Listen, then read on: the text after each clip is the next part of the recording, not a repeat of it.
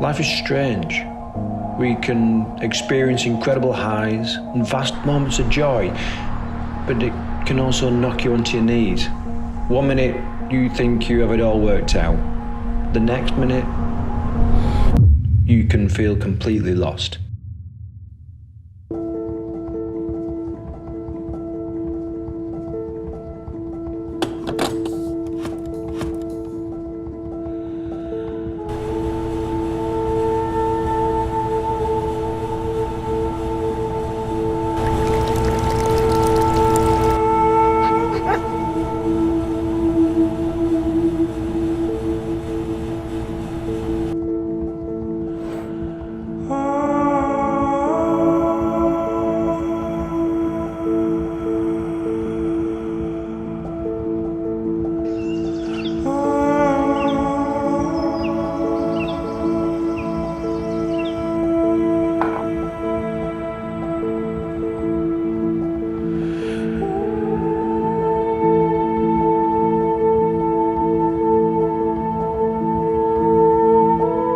Yeah, it's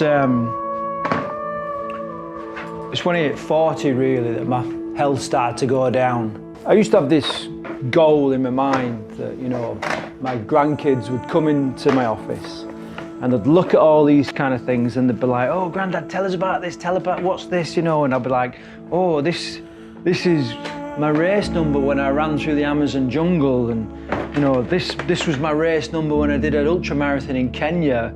And this one is, you know, when I was running through the Arctic and I finished 5th in the race and all this, and I don't know if I've just lost that a little bit now. This was from the first ultra marathon I did, the Marathon des Sables in the Sahara Desert. It was just such a baptism of fire, and I just remember it so clearly. Paul had put all little notes in my food bags. I had so many worries, and she put, my energy and love is following you. You're beyond amazeballs. I miss you terribly. I'm so proud. I love you to infinity. One more day to go. I'm so excited to hear about what you've seen. I'm praying it's not the inside of a rhino's belly. I'm already feeling emotional. And I'm missing you badly. I wasn't making films when I ran across the Sahara. One of my goals was to write a book, and I did write a book. These beads were from a tribe in the Amazon. The tribe would boil these beans down and make poison arrows with it for their blowpipes. I used to say that I don't think you've done a race unless you've got to carry a venom extraction kit with you. People used to look at this and think, you know, stuff like this and think, you must be crazy. It just used to make me feel alive, you know, it just gave me just a, I don't know, I felt like somebody. This was my first 100-miler. Friend of mine got it made into a picture for me.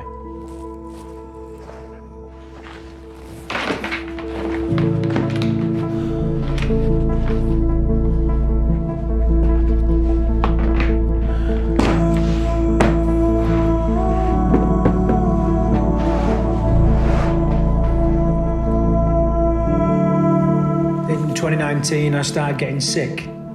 I kept having recurring bouts of COVID and flu and other symptoms, and I thought nothing of it. I just thought it was the way that it was. But then people started saying, bloody hell, you've had it 6 times. What's the matter with you? What's going on? And now I have symptoms every day. I've done a whole load of tests, tested pretty much everything you can imagine, from blood sugar levels to testosterone levels, immune system, gut health, and everything in between, and I'm no nearer to finding out what it is. This isn't the first time I've felt lost. In fact, there seems to be a recurring theme in my life. Doing well, got most things sorted out, and then losing it all and having to start again. When I left the Marines, relationship when I was diagnosed with PTSD, Running an adventure were what I used to find myself. It's what I used to define myself. And making films about it was the only thing I did in life where time just seemed to stand still. People knew me as the fat lad who can run hundreds of miles. I literally went from finishing in the top 10 of some massive multi-day races in the Arctic and Amazon to constantly being sick.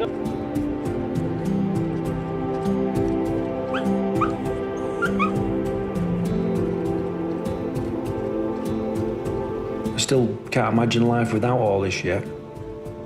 My wife would tell me to be grateful for what I have, not to dwell on the things I don't. Well, it's definitely going to involve making videos and films. Number one, easy, my wife, Paula. She's awesome. She's bags of fun and I love her so much. Number two, a house. I have space, gardens, I'm in the countryside. I reckon I can even make a decent film about these clowns. Number three, my bike and my brother. We got into so many scrapes as kids. I can't wait for those adventures. Number four, Dottie. Number five, my office. It's awesome and I can turn this garage into a workshop.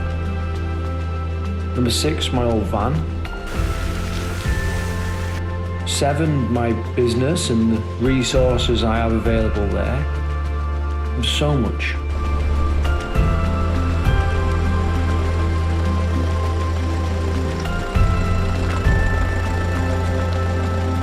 You know, this all seems like a terrible idea. I hate DIY and doing stuff around the house. In fact, I've spent the last 10 years hiding away from it.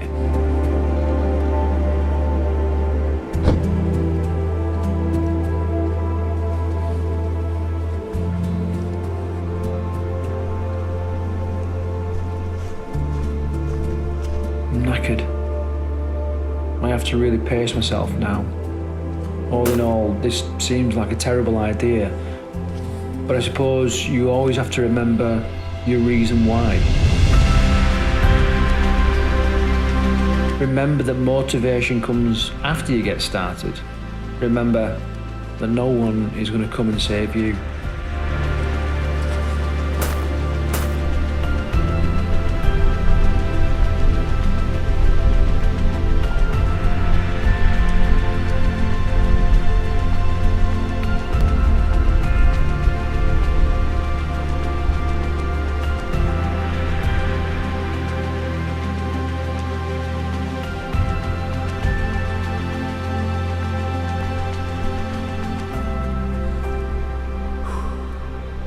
Go on, Dottie. I've got shit to do.